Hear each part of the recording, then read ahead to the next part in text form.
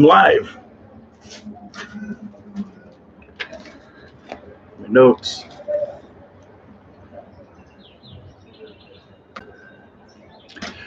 Good morning. Welcome back to Coffee Time, our weekly, every Sunday, my opportunity to communicate with you directly. If you're not aware, you can use the live comments depending on what type of equipment you're viewing it on. It can be on the right, it can be on the lower right. Even on your cell phone, if you turn the live comments on, it'll come up over the picture. And you can take a look at it there. Excuse me. This week, I don't have a whole lot of topics because it was a busy week. I spent a couple days in Pereira, as you probably know, and then I had 4 videos totaling a little over 60 minutes once I was finished to get edited. So this week was mostly taken up. I had one partial day free, and I spent that having coffee with my 3rd floor neighbor and then his assistant, a nice Venezuelan married girl.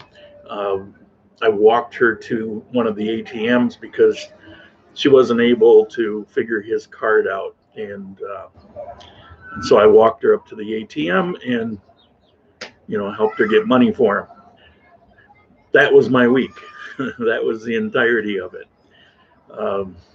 As much as I suck at editing videos, as much as I hate doing them, doing 4 in a week, it crushed me. But I got them done. And the final video is scheduled, set up to automatically show up on Tuesday at 11 o'clock.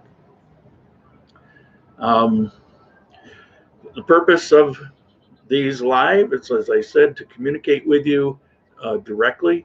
You get to pose questions, make comments if I can read them. If you ask a question, please preface it with 4 question marks so I can try to locate it, try to find it, and try not to miss it. Every once in a while I miss one.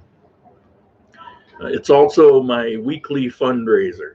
So if you are inclined to support the channel, contribute to it, this is a great time to do it.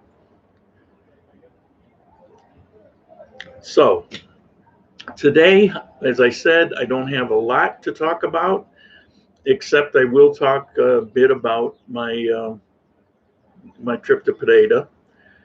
My conclusions, I'll try to hold off on those until Tuesday because that entire video is about my final thoughts, my conclusions, having spent more than a few hours there, because I try to limit it these days to just go do what I have to do and get back out. But I did spend more than a few hours there, and so I wanted to kind of reevaluate my views of it from when I lived there some years ago to how do I feel about it today. And so my conclusions, I think you'll find interesting. As I said, they'll be out 11 a.m. Tuesday. I will say this about my 2 days in Pereira. It was hot. It was hot. I'm not used to that kind of heat. But one of the reasons, well, I'll give you the 2 reasons it feels so hot there, and I covered this, I think, in the 3rd video, is the air is just kind of dead. It just kind of hangs. And so, that's one reason. And here in Armenia, the reason it was always cooler is because you always have this cooler breeze coming through, despite what it is directly under the sun. But the other thing is, and it's related to that breeze, is the humidity. It's when I went out at 8 o'clock in the morning, Tuesday morning, and that was when that was the day I went on my little tirade about how hot it was, about temperatures in Pereira and internet temperatures. And if you haven't watched it, watch it. You can see me go into a little tirade about it. But 8 o'clock in the morning, I walk out the hotel door and I take a few steps and I'm already sweating. I'm not used to that. Now, the thing is, you can get used to anything. I went to the Philippines years ago and thought I was going to die.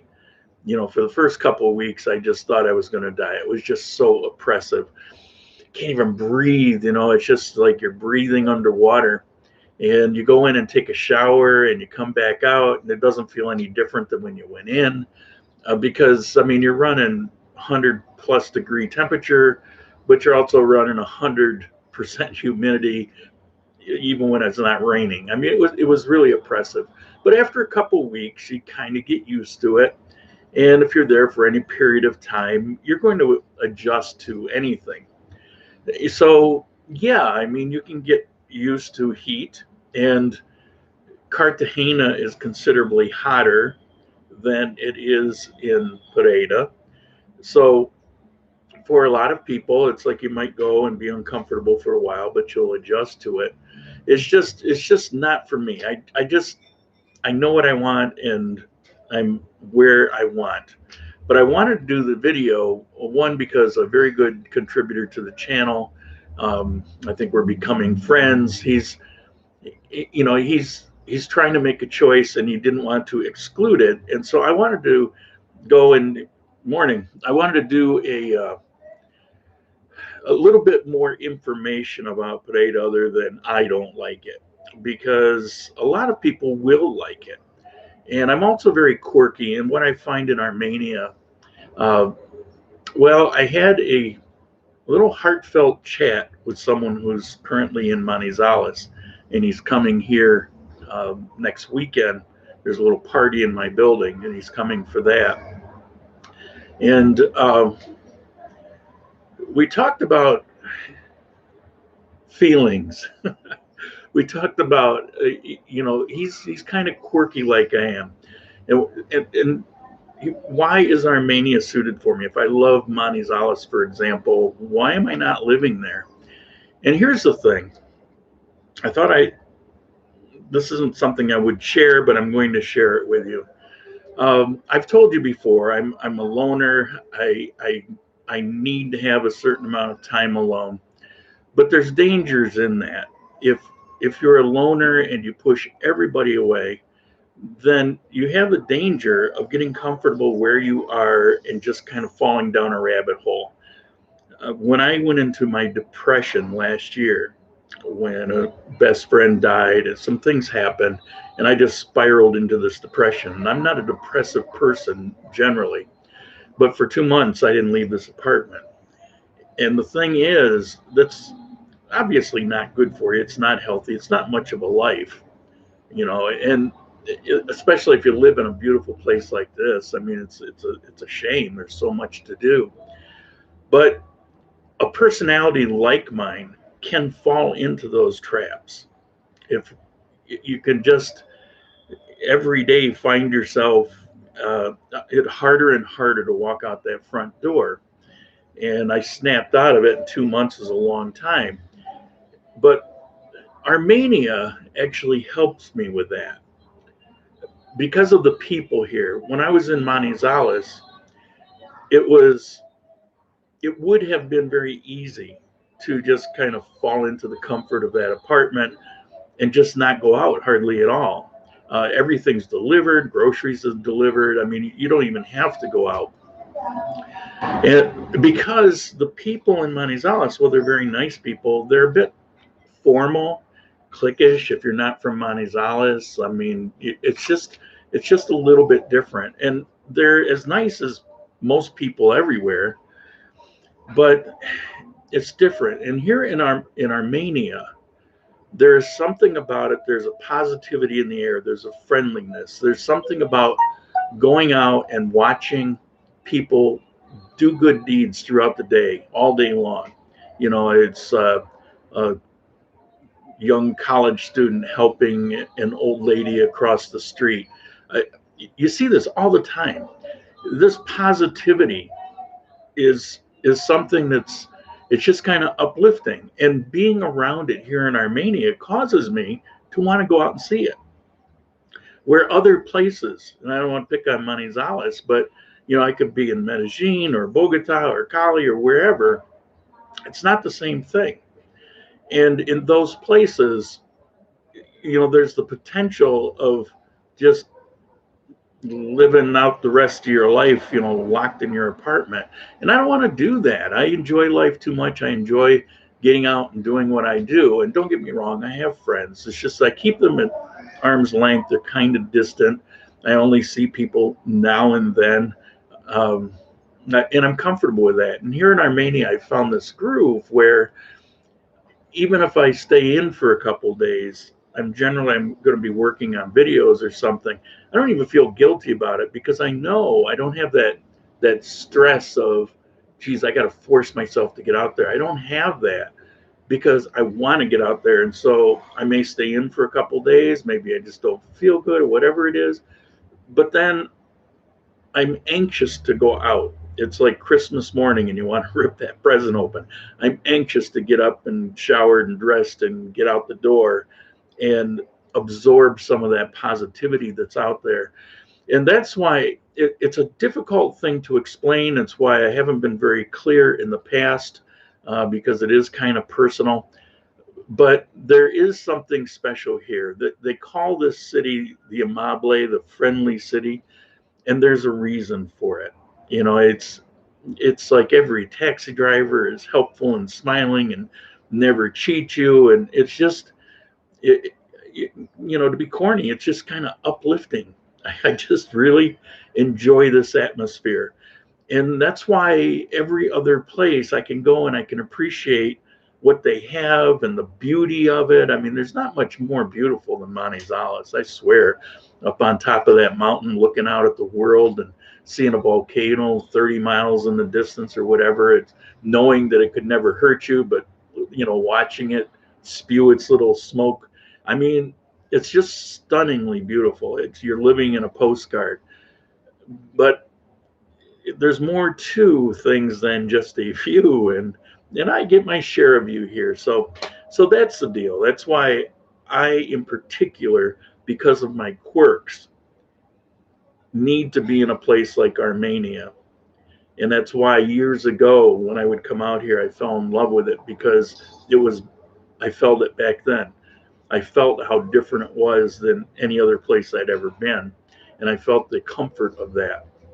And so that's why I'm back here. However, not a whole lot of people are as weird as I am. And therefore, places like Pereira and Manizales, you know, they can be perfect for you. So I felt inclined to go back and do some videos on Pereira beyond the bits and pieces I've done before. And there's so much more there to do.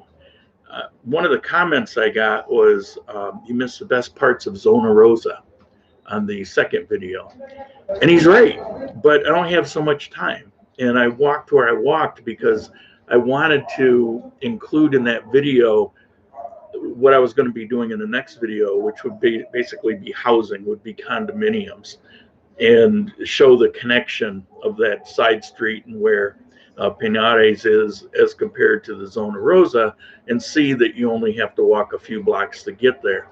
And I could have done more on that street. If you go to the top part of that street, there's some really awesome things up there. And if you go to the bottom, I sidetracked and went around Alpes, this little condominium community, and that sidetracked for a number of bars that had I stayed on that main street. But I was more interested in showing where people would live than I was in showing bar after bar after bar. You get the idea. There's bars, there's nightclubs, there's discos, you know, that's there. I show a few, and I just didn't, that was my rationale. Plus, that's not the only area of the city that's like that. You'll find other barrios that are similar in ways where they'll have beautiful condominiums to live in and good stores within walking distance. And you know, so there's other areas. That was just, I think, maybe the best example of what Pereira has to offer. Let me look at my notes here. Oh, another, aside from the time, and I the more that I did the videos, the more I'm thinking oh my God, I've got so much editing to do, which is an issue for me. But I'm out walking and it's just hot, hot, hot. I wasn't wearing this hat. I was wearing my Ecuador hat because it's feather light. There's no weight to it at all. This one looks a lot better, but the Ecuador hat, it's like you're not even wearing a hat. But it was just so hot, and I just didn't want to, I don't know, die a heat stroke out doing videos. It was taxing going out for a couple days for the number of hours that I went out. The first day that I was with Linda, or she was with me, we walked in Central where there's a lot of shade, and then after the first day, she went about what she had to do, and I was out alone doing my stuff. And the places I chose, it wasn't the same, and so there was broad sunny boulevards, and okay, so.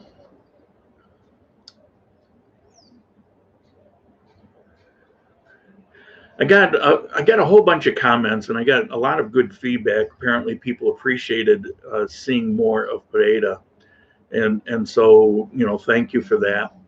And I don't know if you have any other ideas. I'll consider them. I might even go back and do another area. I did plan on doing the zoo, but the zoo that existed near the airport back when I lived there no longer exists there. Apparently, there's a zoo, but it's much more than a zoo. It's some kind of bioecological something or other, and it's a big operation, and they moved it out of the city. And so that would have taken up at least a day, and I'd planned on going for 2 or 3 hours, and I couldn't really stay another day. I had so much to do, so I had to write that off. But maybe I'll go back sometime and do that, because I've never been to that one. The old zoo was amazing. I loved it. It was really awesome. But the new one, it's just this big production, and so maybe I'll go back and check it out. I'm kind of curious myself.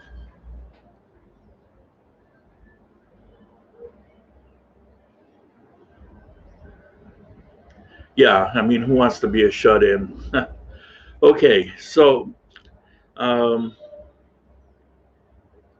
I never really understood what that would be like until I went through that 2-month depression and realized it could be very comforting. So not only you feel this barrier to go out, and when you're depressed, you just don't have the energy to do anything. You shower every couple days, and it's just like, oh my God. But you find that living in a little cocoon like that can be comforting too. So it's kind of dangerous, and I just don't ever want to go there. Okay, off that topic. Okay, so I got this question, and I don't want to be rude. I certainly don't want to insult anybody. The way he phrased it was kind of rude, but words are words, and who knows what his intent was. But I mentioned about the hotel. Now, that hotel had recently been remodeled, and it was actually a really nice hotel. It was a beautiful hotel, even though I couldn't sleep. And I found out that all the rooms have fans, and had I asked, I would have gotten one. By the time I realized that it was just late and I was just tired, my room just so happened it didn't have a fan for whatever reason. Took it out to clean and forgot to put it back in. I don't know. But I mentioned that there was plastic on the mattress and on the pillows. And he said, I won't phrase it exactly the way he said it because it was kind of nasty, but he said you spent $20 on a room and you wonder why there's plastic on the mattress and the pillowcase. And if you step past the rude, this is what I took away from that. First of all, he's kind of ignorant about here. I doubt very much that he's ever been here, or he wouldn't say that, because rule of thumb, and it doesn't always hold true, and some things will be 100% to 100% as compared to the United States. But the economy here in general is about, in the coffee region, Pareda, Armenia, is about 25% of what it is in the United States. So if something costs $1 in the United States, it'll be 25 cents here. And this does not hold for Medellin. There, it's about 50 cents. It's considerably more. But so it's about 25 cents on the dollar here. So if I go to a hotel and I spend $20 in the United States, I would spend $80 on a hotel. So in the scheme of things here, there were many much cheaper hotels. There were many much more expensive hotels, all the way up to $100 and something, which would have been $400 or $500 in the U.S. So I didn't go to a cheap hotel, even though $20 seems cheap to you. And that's how it's like, I know he's just kind of speaking out of ignorance. He's thinking in the United States, well, if you go drop $20, you're probably in some, flop house for Elkies or something. And that wasn't the case. It was a nice area and it was a nice hotel. I showed a little video, walking through it in the lobby. I mean, you must have seen that it was a nice hotel. But I did a little digging, and what I found out was that there was a complaint a couple months back about somebody complaining there were mites. Now, I don't know if they mean bed bugs. There wasn't anything. I mean, everything was like new. I assumed that they had put plastic on it to keep them like new, like your great grandma might have done. But now I think it might have had more to do with the bug complaint and kind of bug proofing and making sure their mattresses, aren't an issue, and making sure maybe they had to go throw some out, and the expense of that. I'm not sure, but that may have related to it. But it was a clean place. Everything was spotless. Everything was new. There were no bugs of any kind. It was just plastic, and the plastic was kind of a heavy plastic. So every time I rolled, it made all this noise. And being hot, plus I wasn't adjusted to the temperature yet. So, being hot, it was just uncomfortable to sleep. And, so his comments about, well, $20, he was just kind of more showing his lack of I won't say ignorance, all right? His lack of understanding about the culture here. It was a little under 20. It was 60,000 pesos. There were all kinds of places for 20,000, for a third of what that one was. So, I don't know, take it for what it is. If you think, oh my God, that's cheap. Yeah, it depends on your perspective. It wasn't a cheap hotel, though. I could have had much cheaper in that area. I wanted to be in the central area because I wanted to spend that first video, 20 minutes, walking through that area. Okay, what else we got? All right, when I was in the Zona Rosa, you can start asking your questions now because I'm going to get to them in a minute. I don't know what time it is. Oh, we're about on time. When I was walking down the Zona Rosa, I didn't really show it, but on the right side of the street, towards the beginning of when I was walking, there is a big mall. It probably flashed on there, but I didn't dwell on it. And I mentioned I might have mentioned, maybe I didn't. They call it a park, but it's really a mall. And it's Arboleda, Parque Arboleda. And it's this beautiful mall. And because it's in that upscale area, there's a lot there. There's a lot of upscale stores, international stores. It's a shopping paradise if you're into that kind of stuff. There's a food court that's more than just your normal fast food stuff. It's really kind of a spectacular thing. But I intentionally avoided it, whether I should or shouldn't, because I've gotten a number of comments over time when I would show malls, be it in Cuenca or uh, various places down here in Armenia, Manizales, and they say, "What's with a mall? I can see a mall anywhere. You're just showing me, what's what's in my own town." And there's a lot of truth to that. These malls are pretty much just like where you live in the U.S. or Canada, where most of the viewers are. And so, I took it to heart and I said, what's the point in going and showing yet another mall? And even in the video where I went to Victoria Mall, just because it was kind of at the end of my planned walk, and we're going to have lunch there because there's this beautiful open patio, covered but open on the sides, where you can just kind of sit and you actually pick up a little breeze because it's on the third or fourth floor. It's up a ways, and so it's a good place to kind of cool down and relax. And so after the walk, so I only showed probably 30 seconds of the mall, walking into the mall, and here's the mall, and that was it. So I don't really anymore uh, do much in malls because of the comments that I've gotten. I've gotten quite a few comments about that. And so this mall, I probably should have given it some attention. But again, I had everything planned out. I had everything kind of timed out. And that would have meant a whole nother video. And I just really didn't have time for it. So there's that. All right, first question.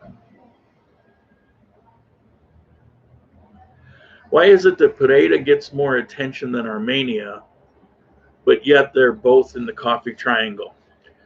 Oh, that's a pretty good question. They're next to each other, and that's part of it. Manizales is in the coffee triangle, gets a fair amount of attention, but Ibagué is in the coffee triangle, those four cities, and it gets no attention. But Ibagué is hotter than Pereira. But anyway, we're not talking about Ibagué today. Why does it get more attention? It's because it's getting close to 600,000 people.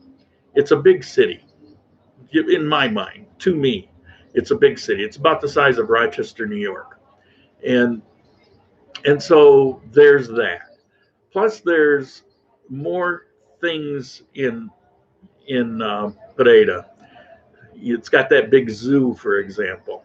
Although here, Armenia, we do have the Park of Life that I did the video on, but things are more. The things here tend to be a little more rustic, a little more rural, um, farmer-based kind of things. In Pereira, it's a city, and while here in Armenia, you basically have the north where you get all these condos and things for the most part. In Pereira, you have sections like in a lot of cities in the U.S.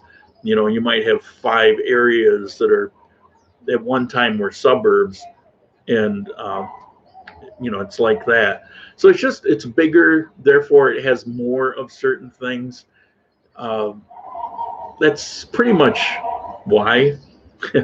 It's a larger commercial operation.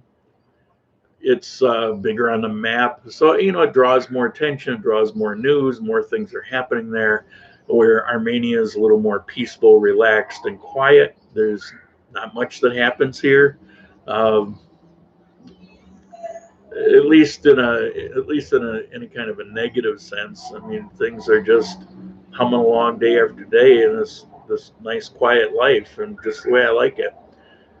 There's a lot more, nightclubs and restaurants, and it just has more of everything. So it's going to get more attention, more population, more attention, and that's just fine. I mean, I don't need a bunch of people coming here to my little paradise. Find your own, damn it. All right.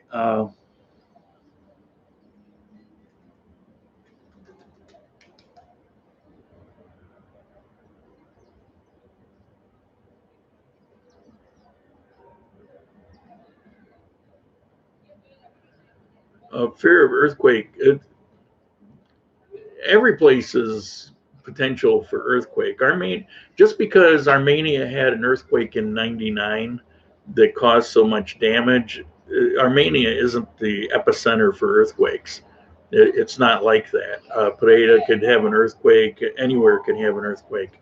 Oklahoma City could have a devastating earthquake. There's a lot of stuff going on actually in Oklahoma. So, it's, I suppose there's some potential to that. But if anybody thinks, well, if I go to Pareda, I have less of a chance of an earthquake, there's no basis for that actually. Uh, of all the Ibage, Armenia, Pareda, probably the safest one would be Manizales, because you're just sitting on top of this bedrock. Um, but earthquakes, the biggest earthquake prior to the one in '99 was something like 4,000 years ago, and the frequency of earthquakes in this area is measured in thousands of years. So the next one, it would be going out of character for it to be within my lifetime. So anything can happen, but there's not a big chance of it.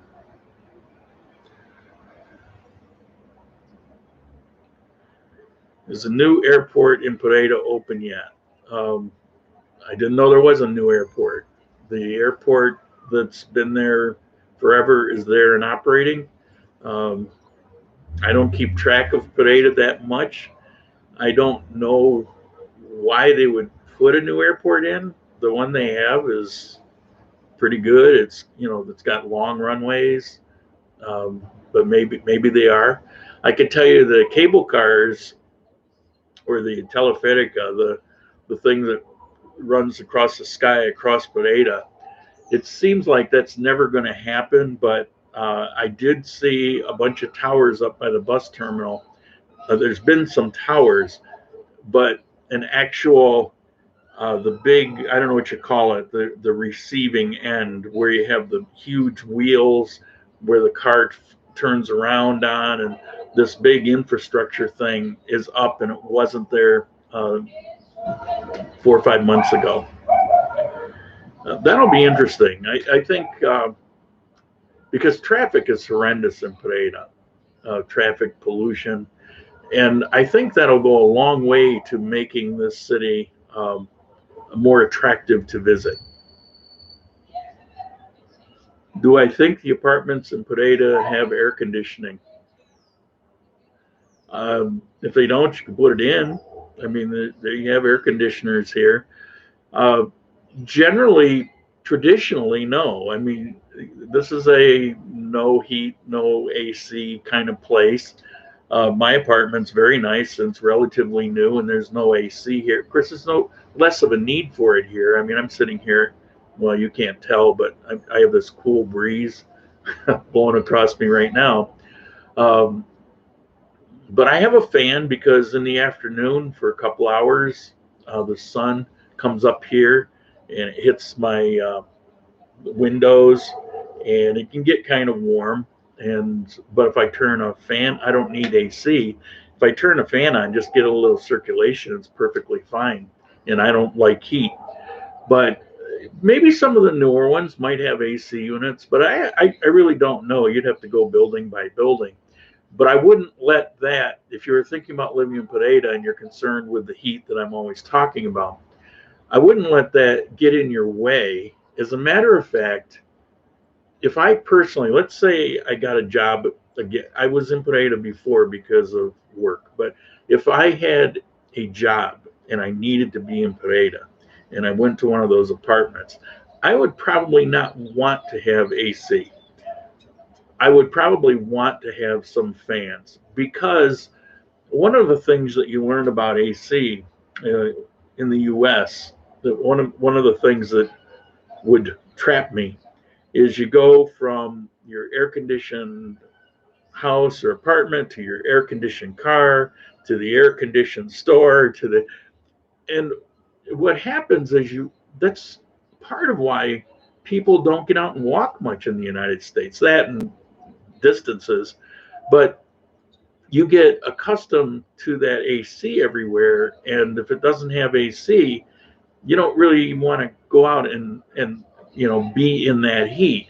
Where if you climatize yourself to it, and as hot as I tell you it is, and out in the sun it's hot, but if you're in an apartment, it's shady, you got a fan running, it's probably okay. I think I would even get used to it, and I really don't like heat.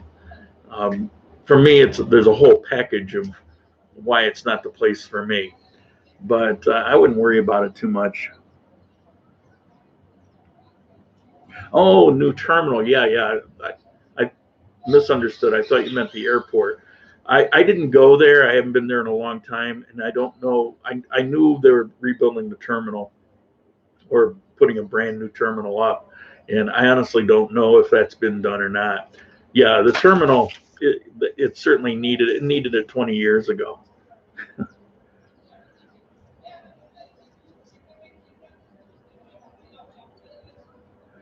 That's a blue screen. What's a blue screen? I'm not sure what you mean.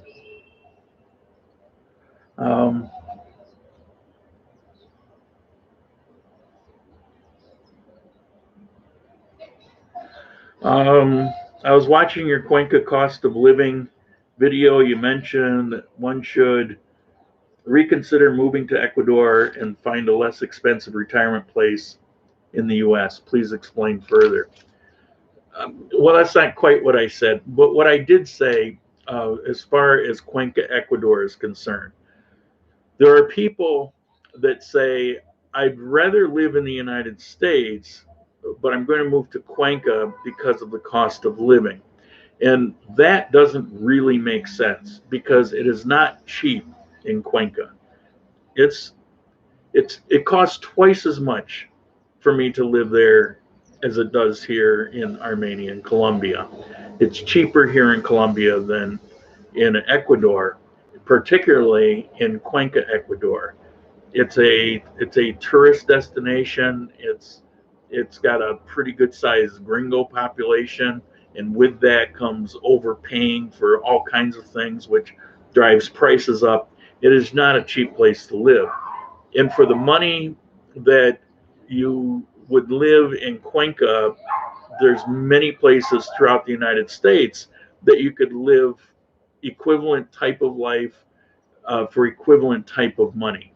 So choosing Cuenca isn't really the best thing to do. And you say, well, I can go to Cuenca and I can live cheaper because of this, this, and this. Well, I can go to the United States and live the similar kind of lifestyle for the similar money.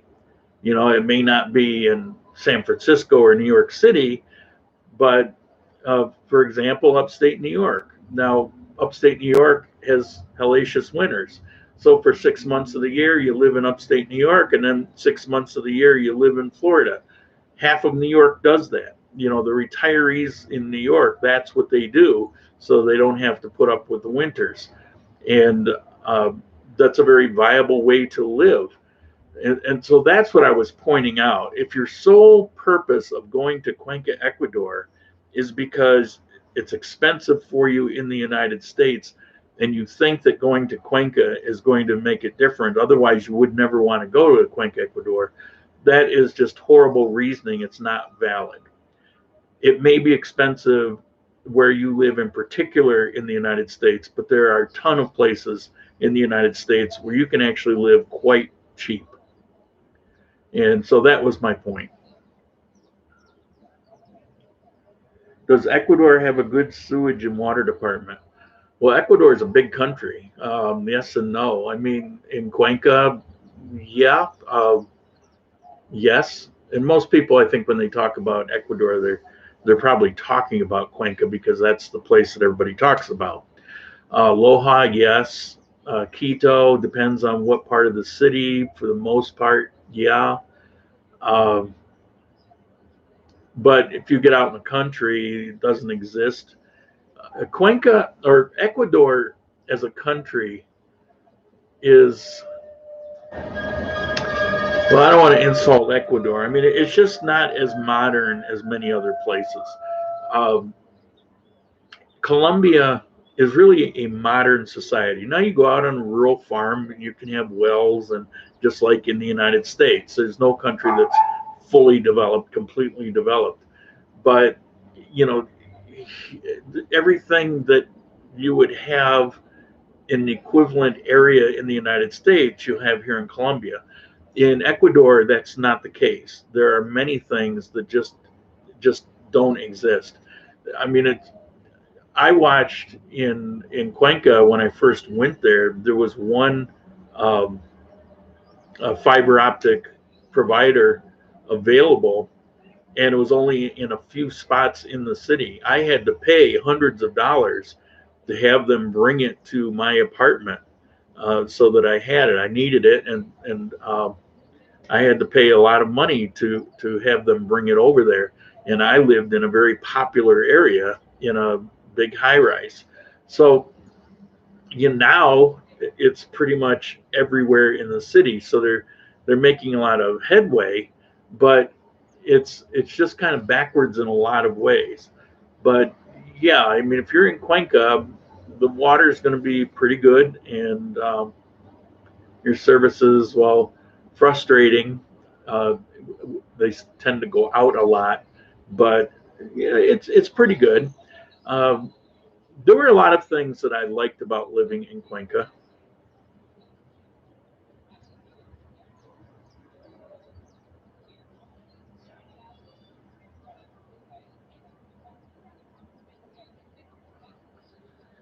You're losing me on the background.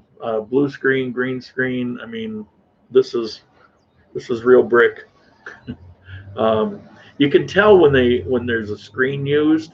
If you look real close, you'll see little artifacts where the body, which is you put the screen behind that, the the the body will show the artifacts of the photo or whatever image is going on or video that's playing behind.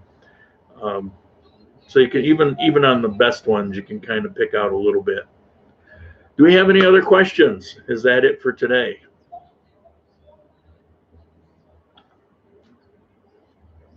Give you a minute. Give you a minute to decide. Time is it here? All right. Um, I appreciate the comments on that series. I,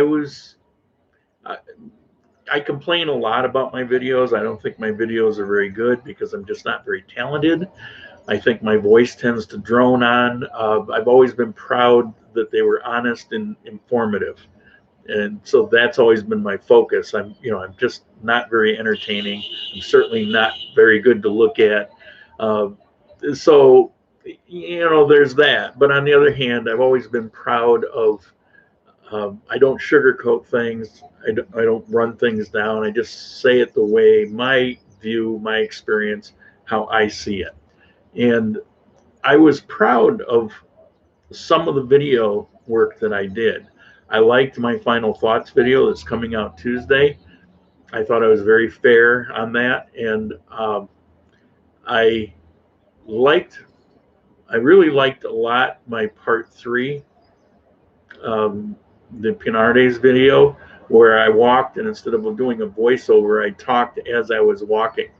It was kind of random here and there, but when I'm walking and doing these videos, I have all these thoughts in my mind.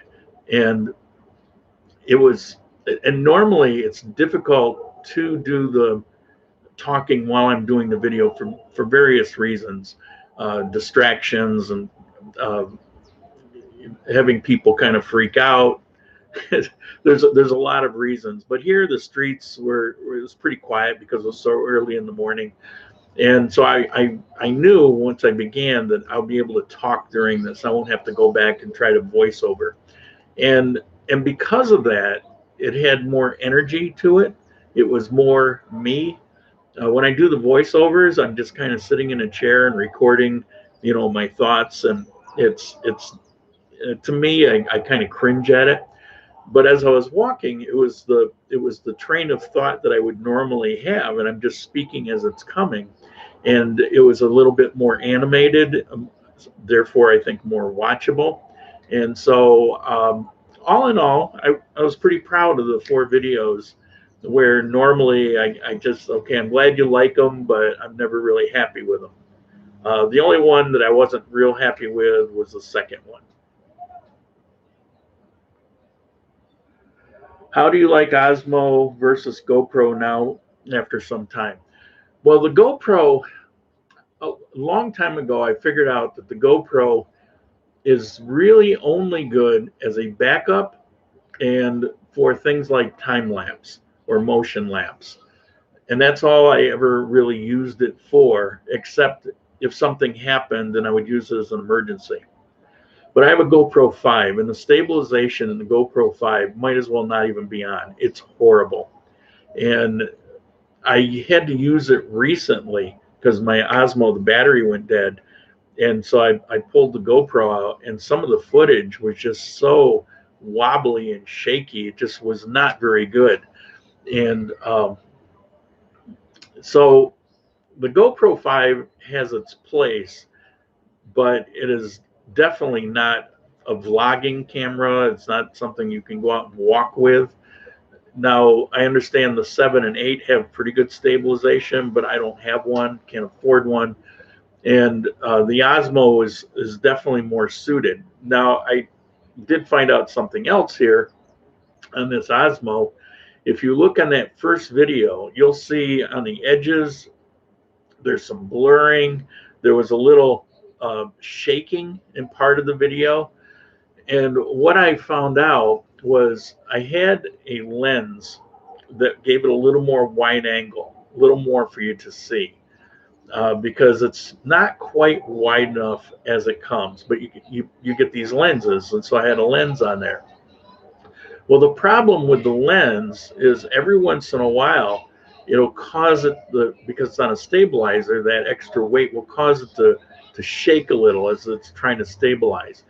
I saw that in some of the video, and I didn't want to throw the video away, so I put it up there.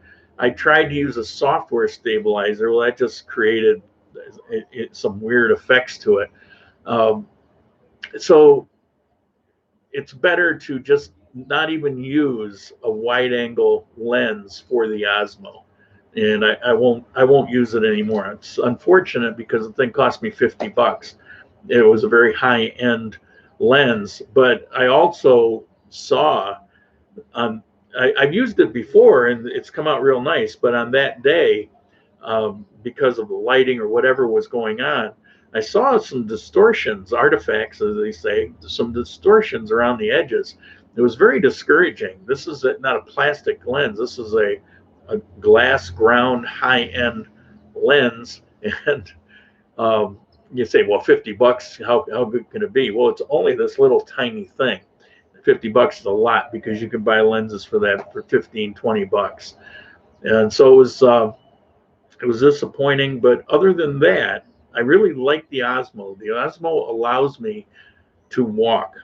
And the alternative, the way I was getting steadier videos before, is my cell phone is amazing video. It's really good, but you can't move with it. So I will walk to a certain area and then I'll just kind of pan, and then I'll walk some more and then I'll pan. So I end up with a zillion little clips. And also that's another reason why I don't really walk and talk, because I would run into that. So the Osmo allowed me to do that. And when I took the lens off on that part 3, that all those issues went away. And so it was really good. The only thing I still have to watch out for the Osmo is, in part, in some of those videos, it was pointed up a little bit, and the screen is so small it's hard to see. And you can thumb it down, you can move it down, but it's hard to be sure. And so I don't want to move it down too low. And so I'm still struggling with that, which means I probably always will. So I just have to be extra careful with it. But Osmo, love it.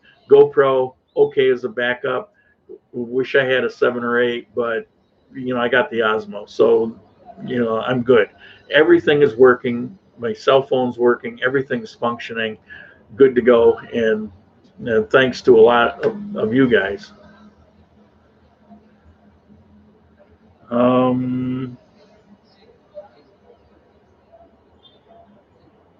Linda makes a fine addition. We've been friends, as I mentioned in the video, for about a year and a half. And I met her, actually, we dated a little bit in the beginning, but, I realized real quickly it's not for me. I mean, she's beautiful and she's very funny, very positive. She makes a good friend. She would make a lousy girlfriend. Um, but she goes through these spells of, she's a bit of an airhead, and um, she goes through jobs because she doesn't show up on time.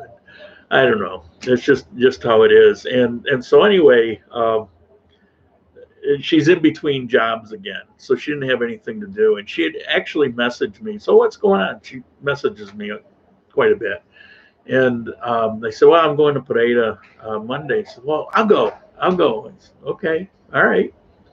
Well, first I said, well, I don't know because of this and this and this, but then it says, all right, we'll go. She is great in videos. As a matter of fact, if she helped me with videos all the time, she's quite funny. Doesn't always make it in there, but she's quite funny. I'm sure the videos would be a lot more popular, but she really cracked me up. I mean, she had me laughing when we were in the uh, Uribe, Lago Uribe, the park with the big pond, concrete pond. And I told her, okay, you're going to do an introduction. She doesn't really speak English, and all our conversations are really in Spanish. I get good practice with her. But I said, well, do an introduction to the park. And it was so funny because she says, well, in English or in Spanish? And and she does the introduction that she thought was in English, and then she does it again, okay, in Spanish. So she doesn't, and they were identical, and it just cracked me up. Anyway, you had to be there. But yeah, she's a sweetheart. She's a good person. She's got a good heart. Um, she's a lot of fun. She's a lot of fun to be around. And anybody's coming to Armenia, and if you want a personal guide to show you around, I'm sure you can. If she's not, if she's between jobs at the time, I'm sure I could arrange that to where, for maybe 80,000 pesos or something, she can, show you all around. Um, the only thing is, she doesn't speak any English, so she won't really be able to tell you much. If I'm available, I'll do that. I'm a lot more expensive than that, but and I'm much harder to look at. On the other hand, you're going to get endless good information when I'm out walking you around and basically giving you the point of view of, if you were living here, these are the things that you do, that you look for. I'm giving you all the little inside clues of how a gringo adjusts.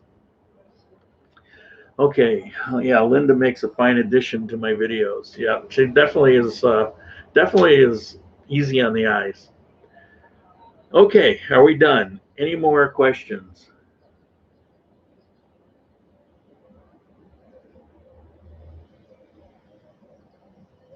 Always do voiceover standing, pro tip.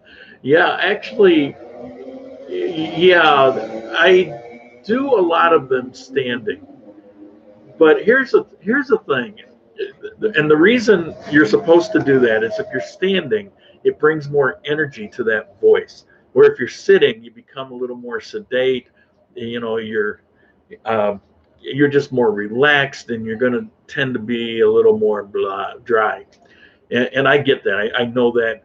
Except you won't know the difference between when I do them standing and when I do them sitting, because there's something for me about recording or video that changes me, and I just become Eeyore. I just become very low key, even if I'm standing, and that's why that video 3, I was pretty proud of it, because I was able to walk and talk stream of consciousness, which I couldn't do before. Like I said, with my cell phone, GoPro, I can't. But that Osmo allowed me to do that, and I found the energy level to be much higher. It was more like me. If you come to meet me, unless I'm feeling, unless I don't feel very well, you're going to find I have a lot more energy. I'm a lot more demonstrative. I use my hands more. Then in the videos, it's just kind of, I kind of drone on monotone. But yes, I'm sitting now. Sometimes it's because of, for the coffee times, I sit because of how long it is, and I don't want to shift out of the camera. So, sitting works. But he's talking about voiceover. I don't know. These are inside baseball things that probably don't really matter, but I get your point. And sometimes I actually do the voiceover standing. Sometimes I come out here on the patio and I put the recording on a tripod and I stand looking out at the scenery. And I tell you, it still comes across, well, you know how it comes across. All right, so are we done? What cell phone plan do you have? That's actually a pretty good question. The cell phone plan that they tell you, when you kind of say, well, here's the basic plan. And that cell phone plan is not the best in the world. I have through Movistar, but Claro is probably this, it's about the same. Minor differences. Tigo, similar, little less, but coverage isn't as great. So what I did for a long time was I just prepay. Just walk up to a place and give them the money, which only amounted to was $20,000 a month, so $7, $8 a month, and it was all I needed. Well, one day I was down at Movistar getting something done, and I was talking to the guy, one of the guys there actually speaks English, and we just kind of, he lived in Ecuador for a while, so we just kind of chat whenever I go in, which is every month or two. And one of these days I'd like to interview him. But so anyway, I go in and we're just kind of chatting, and I mentioned the thing about the plan. He said, why aren't you on a plan? Why are you doing that? And I said, because I'm out all the time anyway. It's so easy just to walk up. It takes 30 seconds to recharge my phone. And so he told me, we have plans that are down, in that range. It's 24,000. And with that comes double the Wi-Fi, plus the Wi-Fi. What I learned was the Wi-Fi on the prepaid plans on the street, it's kind of throttled, and I'd noticed that. Where if I get the plan directly through a company rather than just something generic on the street, so if I go directly to Movistar and I have that plan, the Wi-Fi is considerably faster. It's not throttled down. I didn't know that. And so now I have a plan with Movistar. It's 25,000 pesos a month. And it's got way more than I need. But the nice thing is, because I have more data than I would normally need, I actually could sit there and do a YouTube video while I'm having lunch if I want, before, half a video and everything would be gone. So, but most places have Wi-Fi. So, you learn to keep it cheap.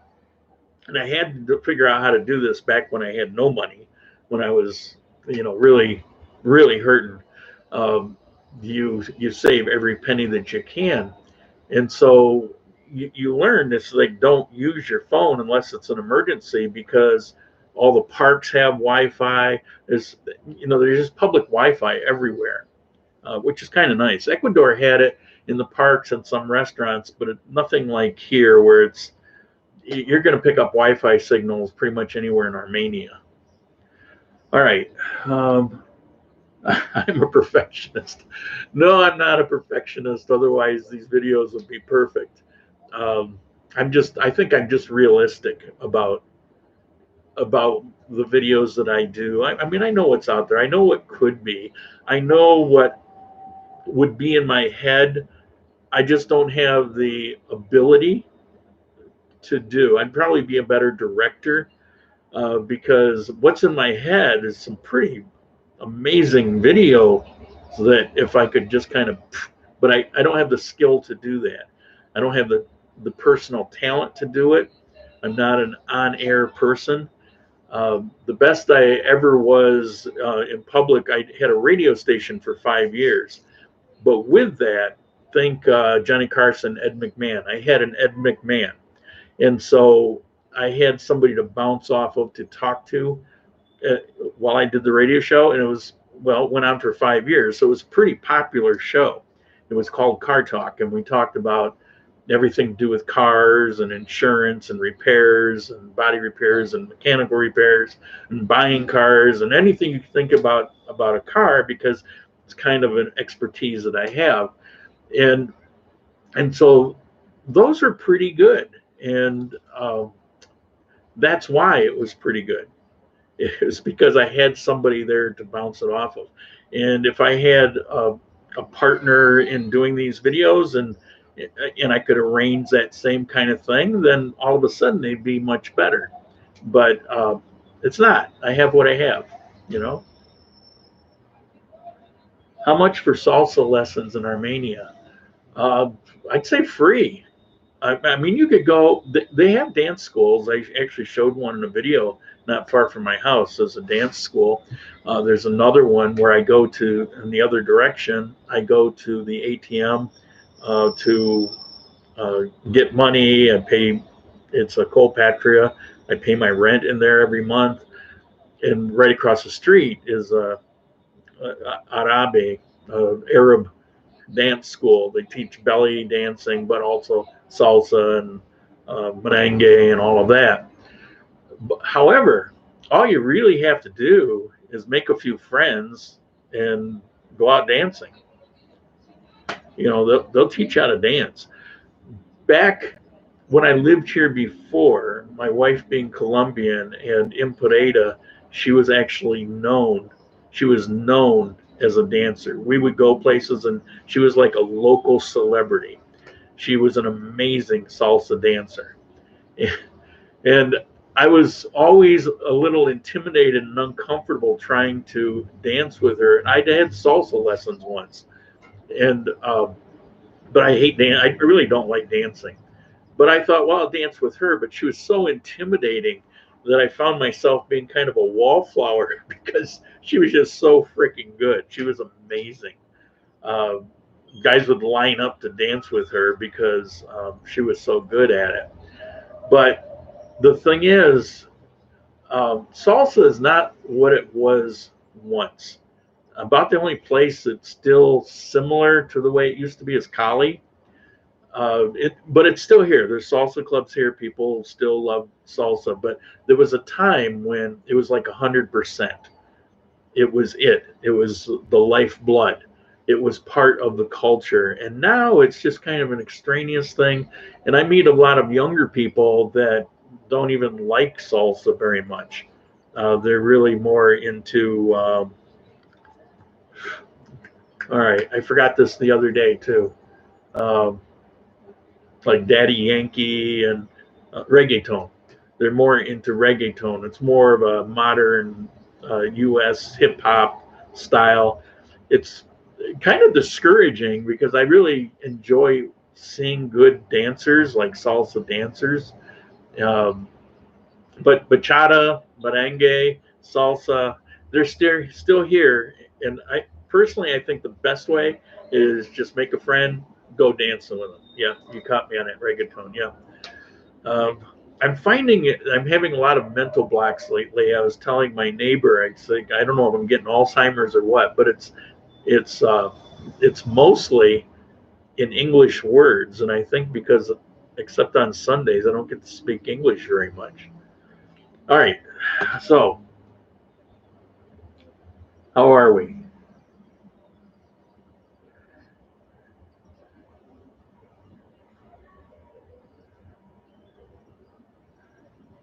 Sounds like you had a gem.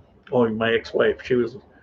She's a wonderful person, an amazing person. You couldn't ask for a. We were married for about 8 years and couldn't ask for a better marriage. We were both very, very happy. We didn't get divorced because we hated each other. It wasn't. It was a whole different situation. I just don't imagine I'll ever share that. But I have all the respect for her in the world. She was one of the nicest people I've ever known, and still is. I just don't see her very much. She's living in the United States, and the most I'll ever see her is a message once in a while. Okay, enough of that. That's it for today. Thank you all. I really appreciate. I got a ton of very positive, heartwarming comments over my Pareda videos, and so I really appreciated that. See you next week.